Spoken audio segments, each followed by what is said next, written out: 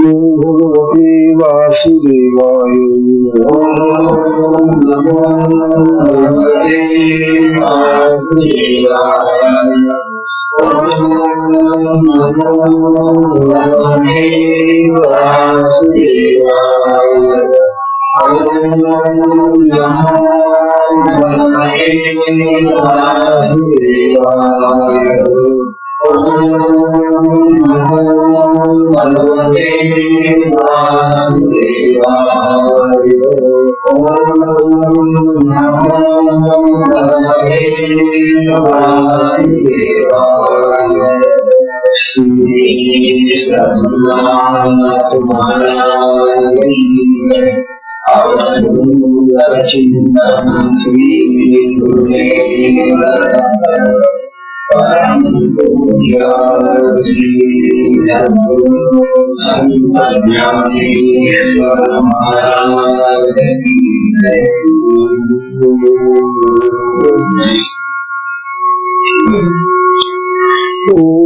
नारायणं पद्मधरं वसिष्ठं शक्तिं च पद्मपराशरं च व्यासं शुकं गङ्गपदं महान्तं वन्दे विजेन्द्रमुपाशिशिष्यम्। श्रीशङ्कराचार्यमहास्य पद्मपादं च हस्तं पद्मं है।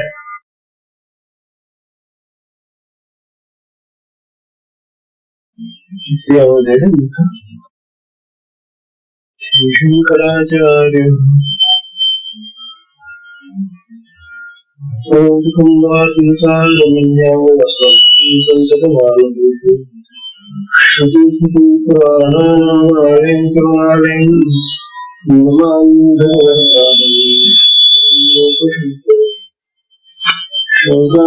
शंकराचार्यं केशवं बादरायणं सूत्रभाष्यकृतं वन्दे भगवन्तं नित्यं शुभं निराभासं निराकारं निरञ्जनं नित्यबोधं चिदानन्दं गुरुं ब्रह्म नमामि। ईश्वरो गुरुरात्मेति मूर्तिभेदविभागिने व्यक्तदेहाय दक्षिणामूर्तये नमः। दक्षिणामूर्तये नमः।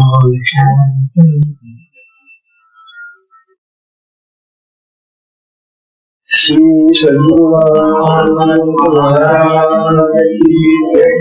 अवधूत चिंतन श्री गुरुदेव परम पूज्य सद्गुरु संत ज्ञानेश्वर महाराज की जय। परम पूजनीय श्री सद्गुरु संत ज्ञानेश्वर महाराज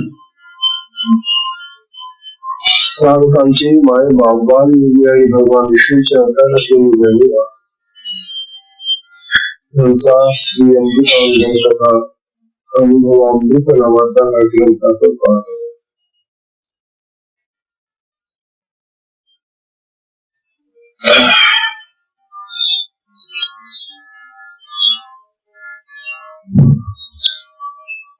या ग्रंथाचं हे नाव जीवनमुक्ती विवेक नावाचा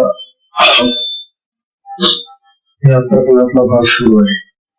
जीवनमुक्ती ही माणसाची आयुष्यातली सगळ्यात मोठी अशी अवस्था आहे।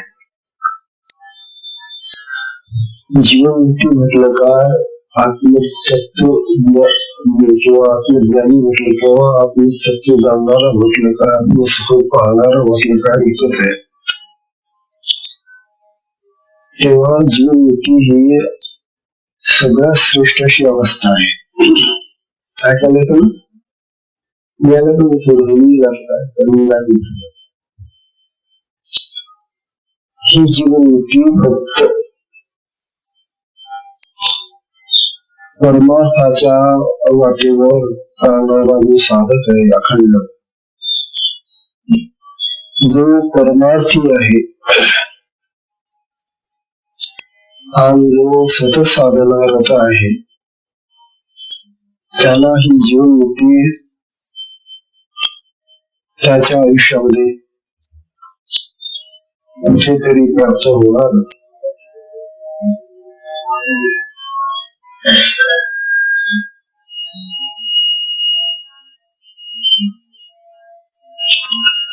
तेव्हा जीवनमुक्तीचा विचार आपल्याला सांगून झालेले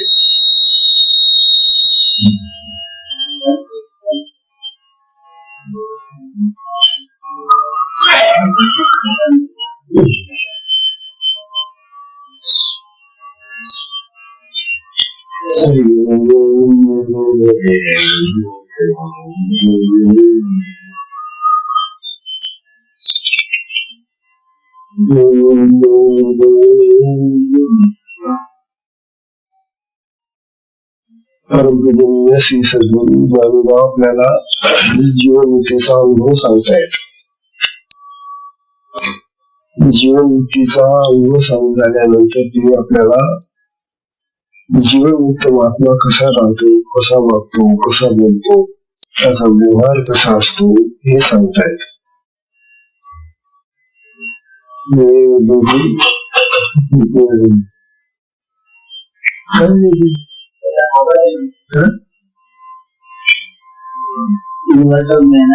माईक बंद केले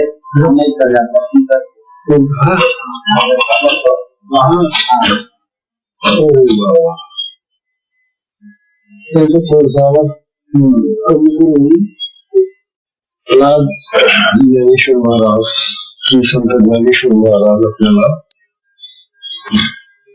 जीवनमुक्तीचा अनुभव सांगत होते. आजची ओवी नववी ओवी, या नवव्या ओवीमध्ये ज्ञानोबा आपल्याला सांगताय तैसे नवा नवा अनुभूती,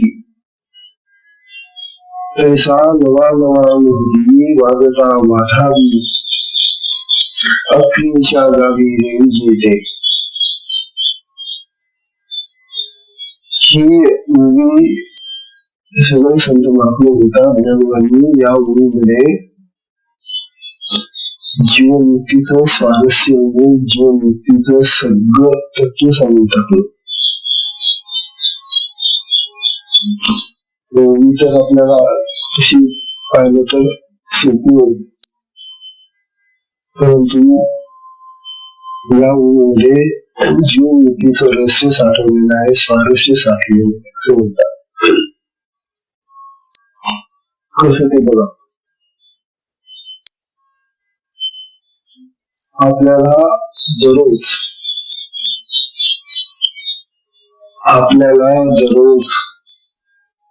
आपल्या इंद्रियांनी विषयांचा भोग करतो. जीव आहे त्याची दररोज रस खाते, रस चाकते. कान हे तर शब्द ऐकतात, नाक हे तर वास घेतात, डोळे तर रूप पाहतात आणि हातापायाने स्पर्श घेतो.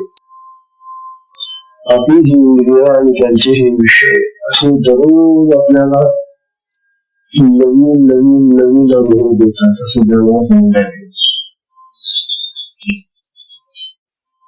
आता ज्ञानोबाचे एवढे सांगणे नवीन नवीन नवीन असे अनुभव आम्हाला येतात, पण पुष्कळ वेळेला आपल्याला असं वाटतं की आपण तेच तेच तेच तेच अनुभव घेतोय. यामध्ये नाविन्य किंवा नवीनता असं काहीच नाही. ज्ञानोबा प्रत्येक क्षण आपल्याला नवा नवा आहे, नवीन नवीन अनुभवाचा असतो. हे सांगण्यामध्ये ज्ञानोबा आपल्याला असं सांगणारे की हे जे जगाचं जीवन आहे ते सदैव परिवर्तनशील बदलणार आहे. क्षणाक्षणाला परिवर्तन आहे, बदल आहे, परंतु हा क्षणाक्षणाला होणारा नित्य अखंड असा जो बदल आहे तो आमच्या ध्यानात येत नाही, लक्षात येत नाही. आपलं हे जे शरीर आहे ना तेही क्षणाक्षणाला बदलत आहे. आपले जे श्वास चाललेले आहेत ना, ते नवे नवे श्वास आपण घेतो आणि टाकतो. जेव्हा आपल्या शरीराकडे आपण पाहावं त्यावेळेला या शरीरामध्ये प्रत्येक क्षणाला नवीन काहीतरी घडतं. जिथं शरीरामध्ये नवीन घडतं तिथं शरीराचं मोठं रूप म्हणजे हे जग आहे. कारण पंचमहाभूतांनी बाहेरचं जग बनलेलं आहे आणि पंचमहाभूतांनी साधेही बनलेलं आहे. त्यामुळे या पंचमहाभूतांमध्ये अखंड अखंड नवा नवा अनुभव येत असतो. तेव्हा नवे नवे अनुभव आम्हाला इंद्रियांच्या माध्यमातून अखंड येत असतात असं ज्ञान आपल्याला सांगतात. परंतु आमच्या देहामध्ये असलेला हा आत्मराज जो आहे ना, तो मात्र अक्रिय म्हणजे निष्क्रिय आहे. तो स्थिर आहे. काय अखंड चालू आहे? जगाचे व्यवहार बाहेर, विषय आणि इंद्रिय यांचे भोग हे अखंड चालू आहे आणि ते बदलणारे आहेत प्रत्येक क्षणाला. परंतु हा जो आत्मा आहे आमच्या देहामध्ये, हा आत्मा परमात्मा परब्रह्म हे मात्र स्थिर आहे. हेच आपल्याला पाहायला मिळतं की फिरणाऱ्या गोष्टी ज्या असतात त्याला फिरवणारा कोणीतरी स्थिर असावा लागतो. हा पंखा फिरतोय बघा तुम्ही, पण पंख्याची जी दांडी स्थिर आहे. गाडीचं चाक फिरत पण तो आख जो असतो गाडीचा तो स्थिर राहतो. त्याप्रमाणे या आपल्या आत्म्यारूपी आखाच्या भोवती हे देहाचं चक्र सतत फिरून आहे. ही इंद्रिय आमची सतत अनुभव घेऊन आली, नवीन नवीन अनुभव घेत आहे. असा हा जीवनमुक्ताचा व्यवहार. जीवनमुक्त जेव्हा इंद्रियांच्या आपल्यासारखेच त्याची इंद्रिय आहेत, त्याचे विषय आहेत, परंतु तो इंद्रियांचे ते भोग घेत असताना अखंड निष्क्रिय राहतो. कारण तो आत्म्यामध्ये आत्मा निष्क्रिय आहे, अक्रिय आहे, स्थिर आहे, चलनरहित आहे. जीवनमुक्त महात्मा आत्मस्थितीमध्ये असल्यामुळे, आत्म्याच्या अवस्थेत असल्यामुळे तो त्याची इंद्रिय हा भोग घेत असतानाही तो स्वतः मात्र स्थिर राहतो. हे बघा, यामध्ये फार मोठं तत्वज्ञान आहे. आपण आपल्या इंद्रियांचे भोग घेत असताना आपण स्थिर राहत नाही. कारण आपण मन, बुद्धी, चित्त हे जे अंतःकरण आहे त्याच्याने सदैव त्या गोष्टीमध्ये भटकत असतो. आपलं मन त्यावेळेला तो जो भोग चाललेला आहे इंद्रियांनी, त्या इंद्रियाच्या भोगामध्ये अडकून जातो. तिथं जातं ते मन जातं, बुद्धी जाते, चित्त जातं, अहम जातो. म्हणजे आमच्या अंतःकरणाच्या ज्या वृत्ती आहेत त्या अंतःकरणाच्या वृत्ती सदैव अशा त्या भोगांकडे धावतात आणि त्यामुळे आम्ही नेहमी चंचल राहतो. आम्ही बाहेरून जरी स्थिर दिसत असलो तरी मनाने, बुद्धीने, चित्ताने चंचल असतो. हा जो महात्मा आहे जीवनमुक्त, तोही आपल्यासारखेच इंद्रियांचे, त्याचे इंद्रियांचे भोग सुरू आहे. म्हणून आपल्याला असं वाटतं की हाही आपल्यासारखंच देतो, खातो, पितो, चालतो, घेतो, देतो. परंतु इंद्रियांचे भोग म्हणजे मी नव्हे, मी इंद्रिय नाही, मी मन नाही, मी अंतःकरण नाही, मी आत्मा आहे, मी आत्मस्वरूपात आहे. आणि आत्मस्वरूपात असणं म्हणजे निष्क्रिय असणं, अक्रिय असणं,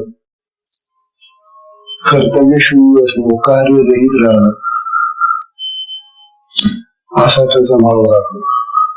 म्हणजे काम करत असताना तो या करता आहे, पाहत असताना मी न पाहणार आहे, ऐकत असताना तो म्हणतो की मी काही ऐकत नाही, खात असताना तो म्हणतो की मी काही खात नाही. जमेल का आपल्याला हे असं? म्हणून जी अवस्था आहे ती म्हणून तर आपल्याला त्या जीवनमुक्त महात्म्याची आपल्यासारखीच वाटते. तरी खातो पितो सगळं काही बोलतो वगैरे सगळं करतो, परंतु त्या प्रत्येक गोष्टीमध्ये त्याचा भाव असा असतो की हे मी करत नाही, हे माझं नाही, मी नाही. अशी ज्याची स्थिती आली तो मुक्त झाला. तो मुक्त का होतो तर कारण त्या कुठल्याही बंधनात तो सापडत नाही. त्या भोगांच्या आसक्तीमध्ये, वासनेमध्ये, कामनेमध्ये, मोहामध्ये तो अटकत नाही. आपण काय करतो, चांगले भोग आले की खूप आनंदित होऊन त्या भोगांना चिटकतो, आणि दुःखाचे भोग असले तर मग त्यांच्यापासून बाजूला पडतो. म्हणून भोगांमध्ये सुख आणि दुःख सगळे भोग सुखाचे असतात असं नाही. तेव्हा काही जे दुःखाचे भोग असतात त्यापासून लांब जाणं आणि सुखाचे जे भोग आहेत त्याच्यामध्ये चिटकून जाणं, असा आमचा व्यवहार असतो. जीवनमुक्ताचा व्यवहार तो म्हणतो मी या इंद्रियांना सांगत नाही जा आणि तो भोग घ्या. मी अक्रिय आहे, आत्मस्वरूपात आहे. माझी इंद्रिय जरी कुठे जात असतील, काही भोग घेत असली तरी तो भोग मी माझ्या मनाने घेत नाही, बुद्धीने घेत नाही, अंतःकरणाने घेत नाही, मीपणाने घेत नाही. अशी त्याची अवस्था असते. आणि ही अतिशय मोलाची अवस्था आहे. असं बोलणं फार कठीण आहे आपल्याला. करून न करणं, करू न करता होणं, करू न करता राहणं ही जी गोष्ट आहे ही अतिशय आपल्या दृष्टीनं आज तरी कठीण आहे. कारण आपल्याला प्रत्येक गोष्टीमध्ये करत असताना आपला मीपणा, कर्ता भाव जागृत असतो. या जीवनमुक्ताला कर्तेपणाच नाही, अहंकार नाही, मीपणा नाही. त्याचा देहभाव तुटलेला आहे, जीवभाव गेलेला आहे आणि त्यामुळे तो आत्मभावामध्ये स्थिर राहिलेला असतो. आत्मभावामध्ये स्थिर झालेला महात्मा सदैव मग त्या आत्मस्वरूपातून जगाकडे पाहत असतो. किंवा आपल्या आत्म्याचं जे कार्य आहे ते कार्य पाहत असताना तो निष्क्रिय अशा स्वरूपाच्या स्थितीमध्ये राहतो. कारण आत्मा निष्क्रिय आहे, अक्रिय आहे, असं ज्ञान आपल्याला या ओळीमध्ये सांगण्यात का अक्रियेच्या गावी येते. तो महात्मा अक्रियेच्या गावात राहतो, म्हणजे त्या गावामध्ये कुठली क्रिया नाही, असा त्या अक्रियतेचं गाव आत्मा आहे. त्या आत्म्यामध्ये तो सगळं राहत असतो असं ज्ञानवा सांगताय. म्हणून इंद्रिय समुदायाने कोणताही नवा असा भोग घेतला तरी त्या भोगाच्या आनंदामध्ये, त्या भोगाच्या सुखामध्ये तो युक्त होत नाही. त्याला माहिती आहे की हे जे इंद्रिय सुख आहे, इंद्रियांचा भोग आहे, हा बंधनात टाकणारा असतो. ते जे सुख आहे ते खरं सुख नाही, ते क्षणिक असतं. त्या भोगापुरतं वाटतं आपल्याला खूप चांगले, आणि त्यावेळेला तो भोग सुरू असतो त्यावेळेला जो आनंद किंवा सुख वाटतं ते सुद्धा आपल्यामुळेच असतं, मी त्याला माहिती असतं. त्यामुळे इंद्रिय भोगांच्या सुखामध्ये तो अडकत नाही. अशा प्रकारचा हा विचार ज्ञानोबांनी सांगितलाय. असंग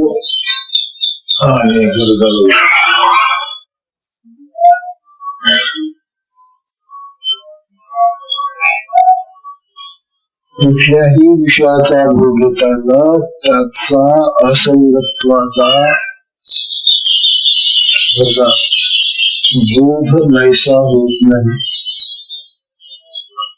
म्हणतात कुठला का विषय असेल कुठला का त्याला भोग असेल, कोणत्याही भोगाने तो अक्रिय किंवा निष्क्रिय किंवा असंग असा जो राहिलेला आहे, ती जी त्याची स्थिती आहे ती बिघडत नाही, तो बिघडू देत नाही आपली स्थिती.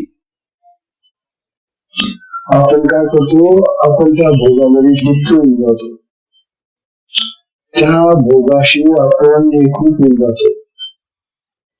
तो जर भोग आपल्याला अनुकूल असला आणि गोड वाटला तर मग विचारित नका, त्याच चिंतन आणि मननही सुरू राहतं मनामध्ये. म्हणून आपल्या स्मृती ह्या सदैव इंद्रियांच्या आणि भोगांच्या स्मृती जास्त असतात. जीवनमुक्त महात्म्याला आता ह्या स्मृती राहिलेल्या नाही. जीवनमुक्त महात्मा आता त्या इंद्रियांच्या, त्या कर्माच्या, त्या भोगाच्या गोष्टी आणि त्यांच्या स्मृती विसरून गेलेल्या असते. अशी ही मोठी वेगळी आणि आगळी अशी अवस्था आहे. ज्ञानाने आपल्याला असं सांगतायत की अहो साधकांनो, तुम्ही सुद्धा हा अनुभव घ्या ना. मी तर घेतोच आहे, मी घेतलेला आहे तो अनुभव, पण माझ्या भक्तांनी, माझ्या साधकांनी हा अनुभव घ्यावा आणि आपल्या जीवाचं सार्थक करावं. मनुष्य देहाचं सार्थक आहे त्याच्यामध्ये. मनुष्य देह लाभला आहे ना तर त्याच्यामध्ये जीवनमुक्ती मिळेल. अन्य कुठल्याही देहाने जीवनमुक्तीचा अनुभव तुम्हाला येणार नाही. म्हणून मिळालेला आहे मनुष्य देह पुण्याने, तर ध्यान प्राप्त करून जीवनमुक्ती असं ज्ञान आपल्याला सांगतो. त्याचा हा व्यवहार कसा चालतो ते सांगून गेल्यात अतिशय दृष्टांताने सांगतात. जेव्हा दृष्टांत असं देतात का, आता गावी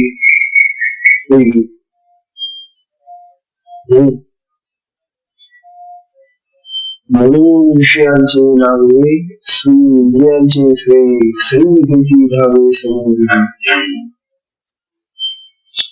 काय झालं, म्हणून विषयांचे नावे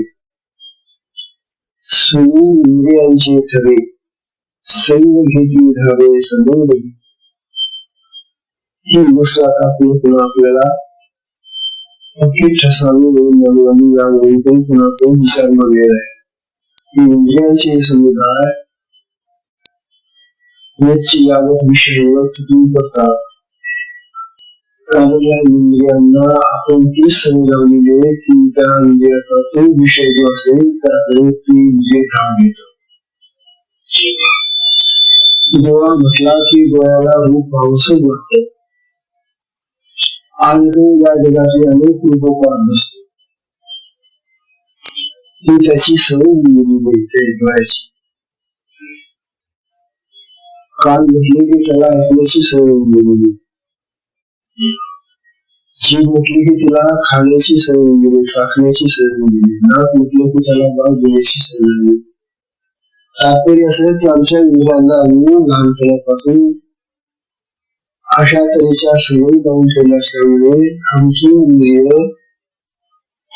विषयांकडे धावत सुटतात.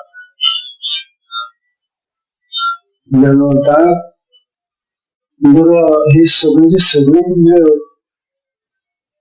डोळा कोण, नाक कोण, कान कोण, जीभ को सगळेच मागतात भूक, त्यांना जर म्हटणारे थांबणारे तुम्ही एकेकाला मी तुम्हाला खाऊ घालतो, ऐकून जात नव्हते. जेव्हा म्हणाले मला आधी दे, कान दे, कान मिळाले नाही मला आधी ऐकू दे, जीभ मिळेल नाही मला आधी खाऊ दे. म्हणजे या इंद्रियांमध्ये झगडे सुरू, कारण त्यांना त्यांची भूक हवी असते. आणि आपल्याला आता ते इंद्रियांची भूक कमी करायचे, आवरायचे. मग त्या इंद्रियांमध्ये लढत सुरू होईल, झगडे सुरू होतात. बरोबर आहे, अवमान सन्मान नक्की सुरू होते. तुम्ही बघा काही जिथे जीवनामध्ये असतात ना, आपल्या इथं तसं करत नाही. बरं, पण जिथे अशा गाव जीवनाच्या कोणती असतात ना, त्या ठिकाणी तुम्हाला आधी बसू बोलतो, तुम्हाला आधी बसू दे, त्याच्या मागे जाऊन उभं राहते. तो म्हणा किंवा खेळून किंवा मी शिकायला घेतो.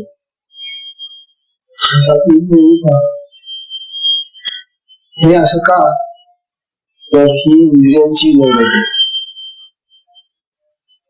ही जी इंद्रिय त्याची, त्या इंद्रियांना त्यावेळेला तो भाग येते, भूक हवी असतात आणि भूक सारखे गर्दी करतात. ज्ञानोबा समजाने अशा प्रकारची इंद्रियांची ही विषयांवरती करण्याची गर्दी जीवनमुक्ताच्या बाबतीमध्ये, जीवनमुक्ताची इंद्रिय जरी गेली तरी कसंही त्यांनी घेऊन घेतला तरी तो आपली चेतनामध्ये असल्यामुळे, आपली संकल्पामध्ये असल्यामुळे त्या इंद्रियांना ते आपले चैतन्य तसं लागत नाही. आणि आत्म्याच्या चेतनेशिवाय इंद्रिय काम करू शकत नाही, मन काम करू शकत नाही, बुद्धी काम करू शकत नाही. यात आपण पाहतो. आणि म्हणून हा आत्मा क्रिय असल्यामुळे त्या क्रिय अवस्थेमध्ये या इंद्रियांना पंचायत होऊन जाते. काय करावं आता खावासं वाटलं, पण काय करावं आपल्याला ती शक्ती प्राप्त होत नाही. आत्म्याची त्या ऐकण्याचं ते चेतन स्वरूप आपल्याला प्राप्त होत नाही. काय करावं म्हणून आपल्याला असं सांगायले की विषयांवर इंद्रियांची किती धाडपण, किती इंद्रिय त्या विषयांवर धावली, त्यांनी जीवन मुक्ताचं काही बिघडत नाही. त्यांनी स्थिर म्हणजे स्थिरच राहत. त्याच्या मनाची चलबिचल होत नाही, बुद्धी होत नाही, चित्तामध्ये अहंकार प्रकार चालू.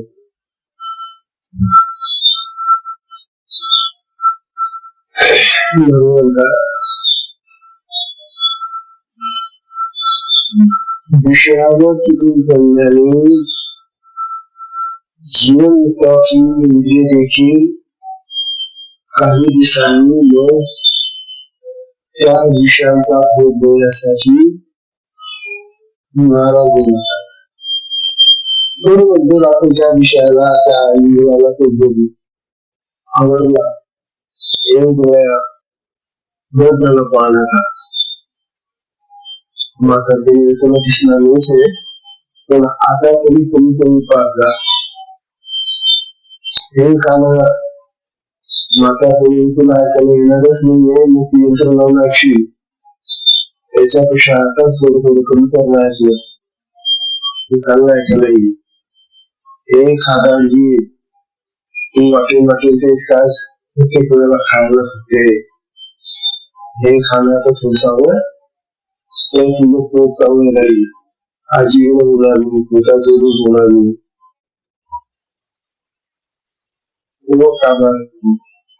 जीवन मुक्ताचा इंद्रियांवर हळूहळू अशा तऱ्हेनं संयम होतो, ताबा येतो आणि मग ती इंद्रियांची जी धाव आहे ती धाव मात्र पूर्वीसारखी राहते.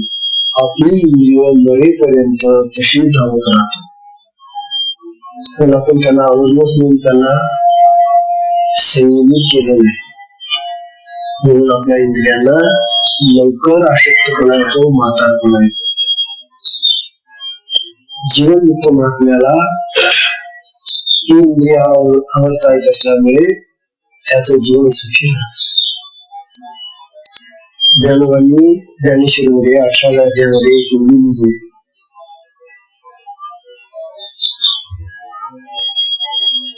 या मध्ये जीवनमुक्त महात्मा आणि सर्वसामान्य माणूस यांची अवस्था कशी असते ते सांगतात.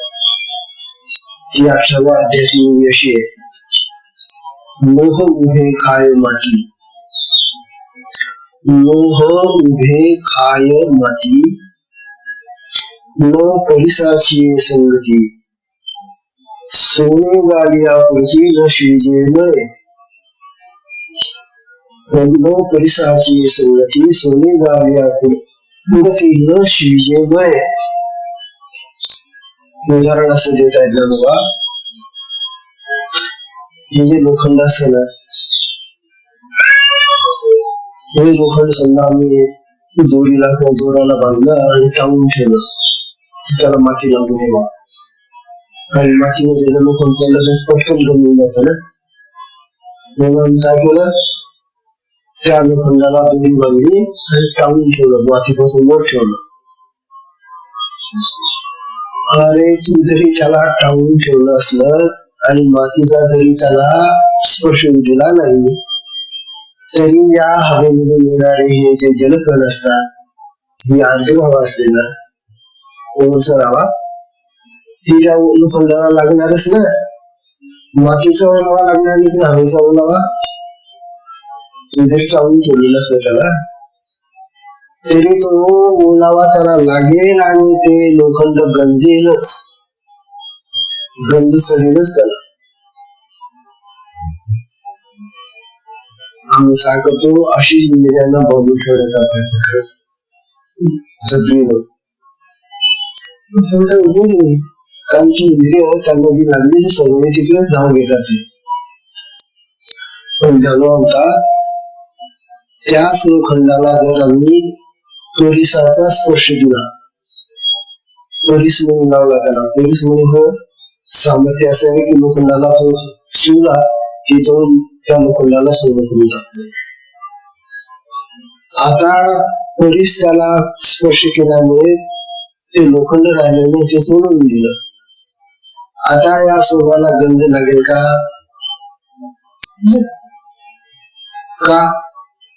कारण त्याला परिसाचा स्पर्श झालेला आहे. लोखंड होतं तुम्ही आता सोनं झालेले, आणि हे सोनं जर तुम्ही आता माती जरी करून ठेवलं तरी जास्त उभं होतं, परंतु त्याला गंध लागणार नाही. सामान्य माणूस आणि हा जीवन मुक्त यांच्या अवस्थेवर याचा फरक आहे. याला हा जो स्पर्श झाला जीवन मुक्ताला, तो आत्मस्पर्श आहे, तो आत्म्याकडे गेलेला आहे. आज आम्हाला आत्म्याचा पत्ता नाही. मग आमच्या लोखंडाला माती लागेलच ना, गंध चढेल की नाही, मग आमची इंद्रिय बोध होणारच ना. त्याची इंद्रिय बोध होऊ शकत नाही, कारण त्याला तो आत्म्याचा स्पर्श लागलेला आहे, म्हणून गेलं त्याचं जीवन. त्यामुळे जीवन मुक्ताच्या इंद्रियांना आता थकवा नाही, वादळी नाही, बुढापा नाही, म्हातारपण नाही, अशा प्रकारची त्याची अवस्था होते. म्हणून हे जे जीवन मुक्त योगी असतात, महात्मे असतात, त्याचे सतेज असतात, तेजस्वी असतात. त्याचं वर्णन फार सुंदर केलेले भगवद्गीतेतही आलेले सांगण्यामध्ये. आपल्याला हा जीवनमुक्तीचा विवेक एवढ्यासाठी सांगताय की अरे निदान तुमच्या शरीराची तरी काळजी घेण्यासाठी तुम्ही जीवनमुक्त व्हा. जीवनमुक्तीला तुमचं शरीर सुधरेल, मन सुधरेल, बुद्धी सुधरेल, मन तेव्हा हा जीवनमुक्तीचा लाभ आम्हाला घेता येईल का अशी शंका सर्वसामान्य साधकाला असते. योगींची कशी काय मला जाता येईल? उंची वगैरे काही नाही. तू चालत राहा, चालण्याने तू सगळं काही व्यापून साक्षी चढून जाशील. पण तू चालणंच बंद करून टाकलं, बसून राहिला, कसं काय? तात्पर्य असं की आम्ही साधना करत नाही, साधनेमध्ये निरंतरता ठेवत नाही, अखंडत्व राहत नाही. अखंड साधना न राहिल्यामुळे आम्हाला ही जी अवस्था आहे ना, ही कठीण वाटते. जो साधक नेहमी साधना करणार आहे, अखंड साधना करतो, दररोज साधना करतो, त्याला हे काहीच नाही. ती शक्ती त्याला घेऊन जाते ना. तेव्हा आपल्या साधनेमध्ये जे काय घडतं किंवा जे चांगलं प्राप्त होतं ते शक्ती करून देते आपल्याला. ज्ञानोबा पुढचा एक दृष्टांत देतात. त्या ज्ञाताचा व्यवहार कसा चालू असं बोलामुळे 11वी ओळी आहे. 11व्या ओळीमध्ये ज्ञानोबा सांगतात, परी आरसा शिवे शिवे, परी आरसा शिवे शिवे, तव दिठीशी दिठी फावे, तव दिठीशी दिठी फावे, तैसे धावे धावे वृत्तीचे या, तैसे धावे धावे वृत्तीचे या. ही 11वी ओळी जी आहे ना, ही जीवनमुक्ताचा व्यवहार दाखवते. जीवनमुक्त कसा वागतो ते दाखवते.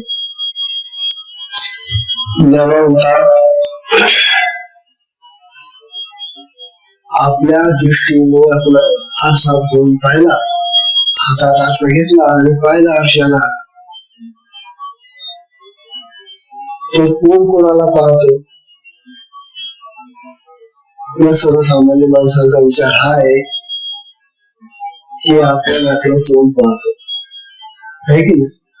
तो आरसा घेतला, काय पाहतो आरशामध्ये? आमचं तोंड पाहून. ज्ञानोबांतात आरसा घेतल्याबरोबर तुमची जी दृष्टी आहे ना डोळ्यातून उडणारी, ती दृष्टी त्या आरशावर आदळते, परत फिरते आणि तुमच्या दृष्टीवर तुमची दृष्टी पाहिली जाते आरशामुळे. काहीच नाही होत, कारण त्यावेळेला आरसा घेतल्यानंतर आपण डोळ्यातून पाहतो. पाहताना दृष्टी जाते ना त्या आरशावर, आणि त्या आरशाशी टक्कर घेऊन ती दृष्टी परत जेव्हा येते तेव्हा ती दृष्टी दृष्टीला पाहते. आरशामुळे तुम्हाला तुमच्या दृष्टीला पाहता येतं. आम्ही काय म्हणतो, आरशामुळे मला माझं तोंड पाहता येतं. तोंड कशाने दिसलं रे तुला? आरशाने. आरशाने तोंड दिसलं म्हणजे मग आरसा नव्हता तेव्हा तोंड नव्हतं का? पण मुखामध्ये दिसलं तेव्हा.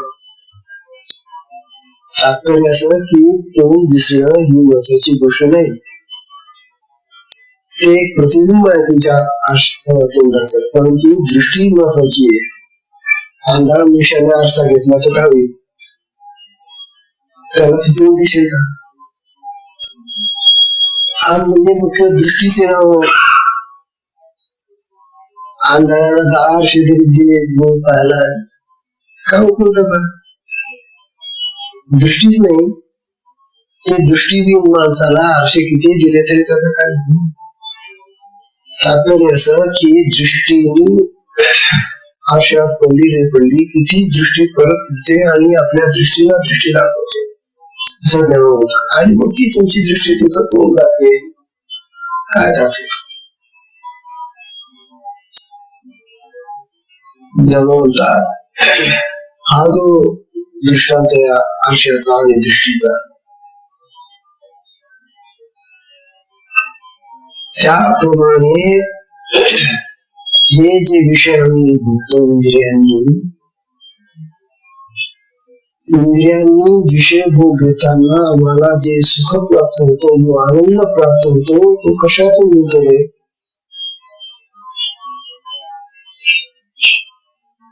आम्हाला वाटतं लाडू खात असेल तर लाडू मध्ये तर गुढी आहे, ते जे तिखट होणार त्या तिखटामध्ये तर ते तिखटपणा आहे, ती रुची आहे. तो आंबट पदार्थ आहे ना त्याच्यामध्ये तर रुची आहे. म्हणजे आमची इंद्रिय म्हणजे ही जीभ तो जो सुखाचा भोगाचा आनंद घेते तो भोग कशात आहे असं समजतो आम्ही त्या पदार्थांमध्ये. भोगाचा आनंद विषयामध्ये आहे असं आम्ही सतत मानत आलेलो आहोत. भोगाचा आनंद विषयात नाही.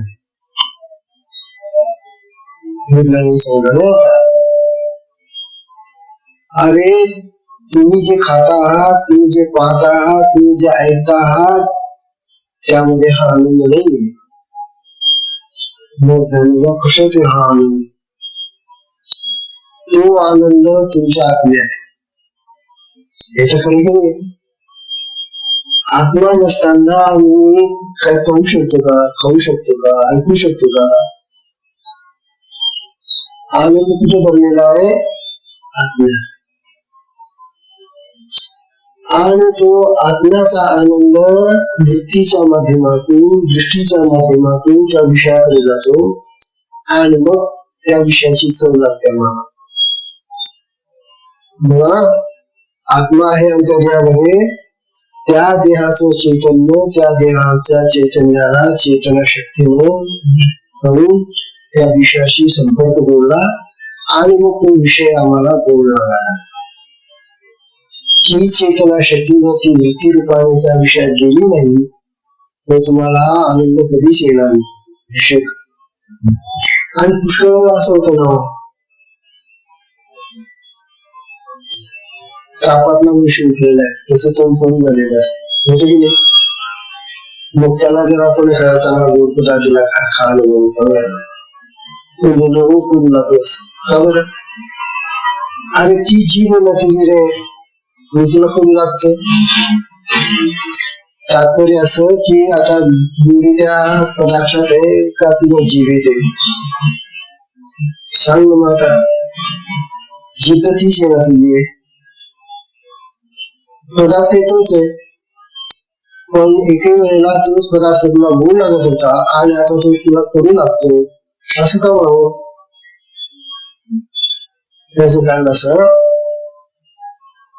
की तो पदार्थ खात असताना त्यावेळेला आमच्या जिभेची जी संवेदना शक्ती आहे ती वेगळी होती आणि आता जी संवेदना शक्ती आमची त्या विचारामुळे बदलून गेलेली आहे. म्हणून पदार्थात आनंद नाही, पदार्थात सुख नाही. आनंद आणि जे सुख आहे ते आत्म्यात आहे. आत्म्यामुळे आम्हाला विषय भोगामध्ये आनंद होतो. हे ज्ञान आपल्याला सांगू इच्छितात. मेलेल्या माणसाकडे किती चांगले पदार्थ वाढून ठेवा किंवा किती चांगले दागिने घाला आणि किती चांगली वाद्य लावा आणि त्याची मिरवणूक काढा, त्याला काय आनंद होतो का? अरे काय मोठी मिरवणूक निघाली माझी, हातावरून मला खोस झाला, आनंद होतो का त्याला?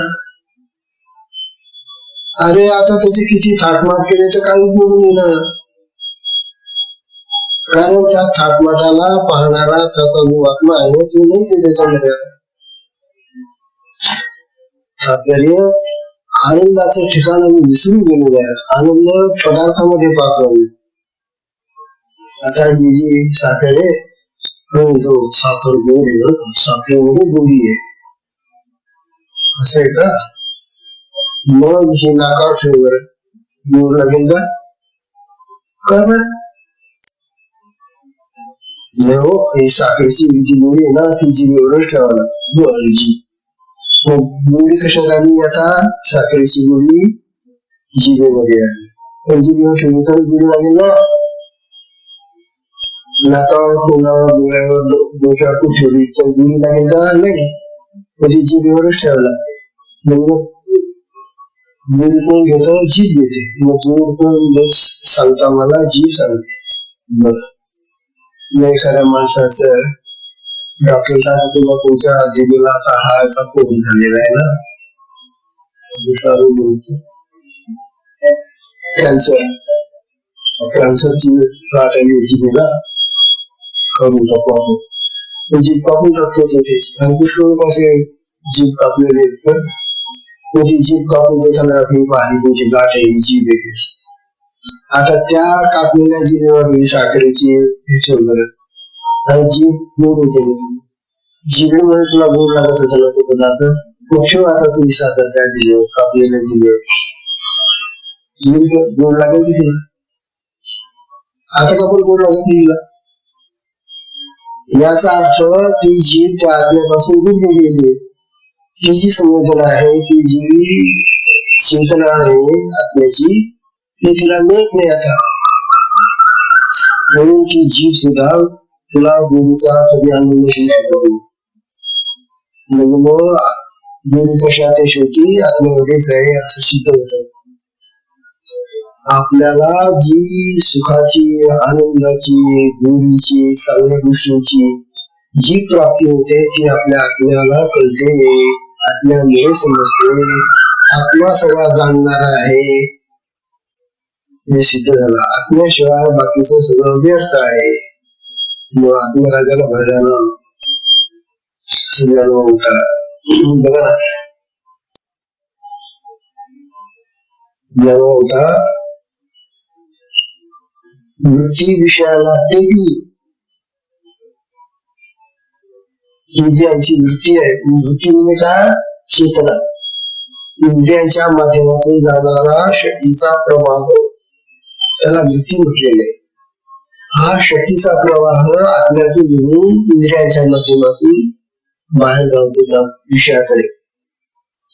म्हणतात तुमची वृत्ती ज्या वेळेला ज्या विषयावर टेकली असेल त्यावेळेला जर तुम्हाला असं वाटलं की हे आत्म्याचं सुख आहे, हे आत्म्यामुळे मला मिळालं आहे, हे आत्मसुखच आहे, असं जर वाटलं तर तुम्हाला जीवनमुक्ती आली. आणि तुम्हाला जर असं वाटलं नाही मी आंबाच खातोय, नाही हा लाडूच आहे, नाही हा पेढाच आहे आणि त्याची गोडी मी घेतोय, असं जर वाटत असेल तर आपण बंधनात बद्ध आहोत. बंध आणि मुक्तीचा सोपा विचार करायला किती सोपा नाही. पदार्थ खात असताना तो पदार्थ जो आनंद मला मिळालेला आहे तो आनंद आत्म्याचा आनंद आहे असं आपल्याला कळलं पाहिजे. तो आनंद त्या विषयाचा नाही, विषयांमध्ये आनंद नाही. विषय शब्दाचा अर्थ विषम ददाती इति विषयाः, विष देणारे ते. विष म्हणजे विष देणारे असतात ते विषय, म्हणजे मारतात ना वाढणार.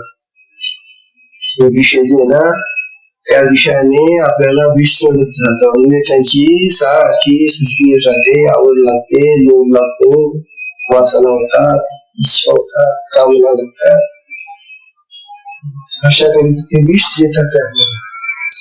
म्हणतात तुम्हाला ज्या वेळेला तुमची वृत्ती त्या विषयाचा भोग घ्यायला जाईल त्यावेळेला त्या वृत्तीला हे समजलं पाहिजे की नाही मी आत्मस्वरूप देते. तर प्रत्येक पदार्थात आत्मस्थिती आहे, आत्मा सर्वत्र पसरलेला आहे.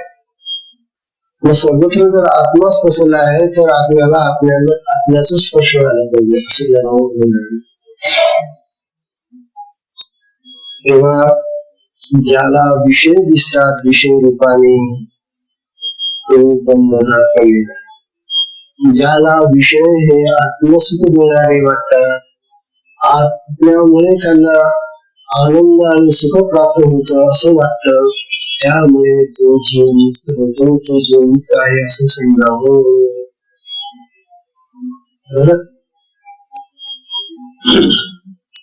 तेव्हा वृत्ती म्हणजे काय? वृत्ती म्हणजे आपल्याकडून जाणणारी शक्ती. वृत्ती म्हणजे आत्म्याकडून होणारा असा एक प्रवाह आहे चेतनेचा की तो जाणणार आहे, ज्ञेय पदार्थाला जाणतो तो. अशा प्रकारे ज्ञानाला सांगणारे की जेव्हा त्याला तो ज्ञेय पदार्थ दिसेल त्या वृत्तीला, वृत्ती ही ज्ञाता होते. ज्या पदार्थाला ज्या विषयाला चिटकते जाते तिथं वेगळे पदार्थ होतो आणि आता हा सगळा आत्म्याचाच खेळ होऊन जातो. पण ती आत्म्यातून आलेली शक्ती चेतना आहे. त्या पदार्थातही आत्मचेतना आहे. आत्म्याची चेतना आत्म्याच्या पदार्थामध्ये गेल्यानंतर आत्मा आत्म्याशी मिळाला आणि मग आत्मसुख होतं. म्हणून जगामध्ये सर्वत्र आत्माच पसरलेला आहे. हे सगळं जग म्हणजे आत्मस्वरूपात आहे अशी ज्याला दृष्टी आली, अशी ज्याची स्थिती झाली तो जीवन बघ कठीण आहे. म्हणतात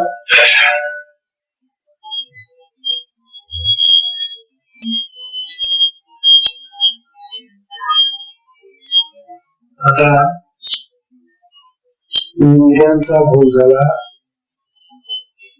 इंद्रिय विषयांचा भोग होता. आता आपण जेवण करतो.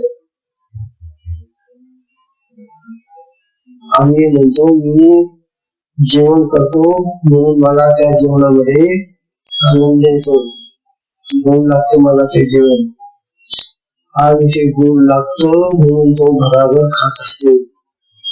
आणि खाऊन नंतर मग पोट भरलं की तृप्ती येते, मग ढेकर येतो आणि मग बोलतो की माझे जेवण आता संपलं. मग त्याला ते म्हटलं अरे खाना की दोन बार चांगले पदार्थ केले दोन बार, नाही हो आता बस झाला, पोट भरून गेला, ढेकरून गेला. आता ही तृप्ती तुम्हाला कोणी दिली? जेवणाने. स्पष्ट आहे, जेवणाने तृप्ती दिली. तुला जशी जेवणाने तृप्ती दिली ते जेवण तो दुसरा खाऊन द्यायला त्याला द्यायला पाहिजे. तसं काही पोट भरलं नाही, पटकन पोट भरून गेलं, मला तृप्ती होऊन गेली आणि तो अजून भकासेला पोटाचा मोठा आकार घेतलेला तो म्हणता वाढावं अजून पोट भरून मला. कारण असं ज्या जेवणाने एकाला तृप्ती मिळते आणि त्याला अजून मिळत नाही, काय झालं मग तृप्ती देणारं कोण आहे? ते अन्नच आहे ना. अरे अन्नामुळे तृप्ती येत नाही, अन्नामुळे समाधान होत नाही, अन्नामुळे आपल्याला तृप्ती येत नाही. कशाने तो महाराज तृप्ती आत्म्याचा स्वभाव आहे. आत्मा आम्हाला तृप्त करणार आहे. आत्म्यामध्ये ते तत्व आहे की तो सगळ्यांना तृप्त करतो. ते अमृत त्याच्यामध्ये. अमृताचा हा ग्रंथ आहे, अनुभवामृत आहे. हे अनुभवामृत घेत असताना आम्हाला वाचताना तृप्ती येते, वाचनची तृप्ती आहे. तृप्ती हा शब्द आत्म्याच्या समाधानाच्या बाबतीत वापरला जातो. जेवण तृप्त करत असून त्या जेवणामध्ये जो आमचा चैतन्याचा भाग आहे, जो वृत्तीचा भाग आहे, जो आत्म्याचा स्पर्श त्या ठिकाणी आहे, त्याच्यामुळे तृप्ती येते. तात्पर्य जीवनामुळे आनंद होत नाही, जीवनामुळे तृप्ती येत नाही, जीवनामुळे सुख वाटत नाही. सुख आत्म्यात असत, सुख आत्म्यात असल्यामुळे आत्म्यामुळे सुख वाटत. आनंद आत्म्यात असतो, आनंद होऊन आम्हाला जो आनंद होतो तो आत्म्यामुळे होतो. आम्हाला जी तृप्ती, समाधान, संतोष, शांती जी प्राप्त होते ती आत्म्यामुळे होते. पण जगाचा व्यवहार जे पाहिला आपण तर आत्म्याकडे त्यांचं दुर्लक्ष झालेले. तेव्हा त्या गोष्टींमुळे आम्हाला तृप्ती होते. पैसा भवान झाला की बस आम्हाला खूप समाधान, सुख, शांती होते. मिळते का? श्रीमंतांना ते श्रीमंत रात्रंदिवस चिंतेत असतात. त्या काळजी असतात श्रीमंताला. एकदा श्रीमंत खूप श्रीमंत बरं, थोडेसे नाही, खूप श्रीमंत होतो. त्या खूप श्रीमंतीला इतक्या व्यसन्या व्यसन्या काळज्या चिंता वैतागून गेले असतात. इतके फोन त्याच्या आजूबाजूला लागलेले असतात आणि त्याच्या कंपन्या कुठे कुठे असतात, त्याची माणसं कुठे कुठे असतात, त्याचा व्यवहार कुठे कुठे असतो, परदेशातही असतो त्याचा व्यवहार होतात पसरलेला पसार आहे ना. मग आता त्या माणसाला ते कळवणार नसते, तो मला कुठे काय चाललेलं दररोज कळलं पाहिजे, माझा सगळा व्यवहार कसा चाललाय ते मला दररोज कळलं पाहिजे. तुला ते कळलं पाहिजे तर मग फोन येणार फोन बोलत होती आणि त्या फोनमुळे त्याला झोप येते. रात्र दिवसा फोन रात्री हीच कटकट आणि मग तिथे जे प्रॉब्लेम निर्माण होतात, तिथे ज्या अडचणी निर्माण होतात त्याच्यामुळे वैताग येतो. अडचण तिथे निर्माण झाली, धंद्यावर संकट तिथे आलेलं आहे, मग तुका आपण बेचैन झाला. तात्पर्य असं की श्रीमंताचं जीवन अतिशय दुःखदायक जीवन आहे. म्हणून खरं सुख श्रीमंतीत नाही, खरं सुख आत्म्यात आहे. म्हणून आत्मसुखाकडे चला, हे ज्ञानांचं आपल्याला सांगण्याकडे. आता आपल्याला ज्ञानभाव 12वी मुली सांगताय. 12वी मुली फार महत्वाची मुली, मी नुसती वाचून दाखवतो तुम्हाला. हे साधी मुली आहे, सोपी आहे. दाखलाय मला ज्ञानभाव काय सांगताय. पुन्हा दृष्टांत आहे. नाग मुदी कंकण, नाग मुदी कंकण, श्रीलिंगी भेदनी कुण, श्रीलिंगी भेदनी कुण, घेता तरी सुवर्ण घे जेकी, घेता तरी सुवर्ण घे जेकी. सोपी फार सोपे दृष्टांत आहे. या दृष्टांताचा आता उद्या बरोबर झालेले आपण विश्रांत घेऊया. उद्या आता बरीच मुले, उद्या 20 तारीख आहे ना, उद्या 20 तारीख. आता गुरुपौर्णिमा 21 तारखेला असल्यामुळे 20 तारखेला आता बाहेर मिळणाऱ्या साधकांची गर्दी होईल. माझं तुम्हाला एवढं सांगण्यात येतं की बाहेर मिळणाऱ्या साधकांना आपण मदत करायची. मदत म्हणजे काय आली पाहिजे. आपल्या घरी येणारा पाहुणे जसं असतो ना, मग आपण आवडत खाऊन देतो त्याची व्यवस्था करतो. तसं आपल्या आश्रमामध्ये इतक्या लागून ते येतात. आपण देशल्या गावातले लोक आहोत, तेव्हा आपल्या आश्रमामध्ये येणाऱ्या, आणि हा गुरुचा आश्रम आपला म्हणजे आपला नाहीच आहे, गुरुचा आहे. तेव्हा बाहेरून गेलेल्या माणसांच्या सोयी सोयी ज्या असतील ना त्या आपण बघायच्या. तिथं असं नाही म्हणा काय करण्याविषयी देखील त्यांचे असं नाही म्हणायचं. आपलंच हे सगळं जीवाला प्रेम आनंद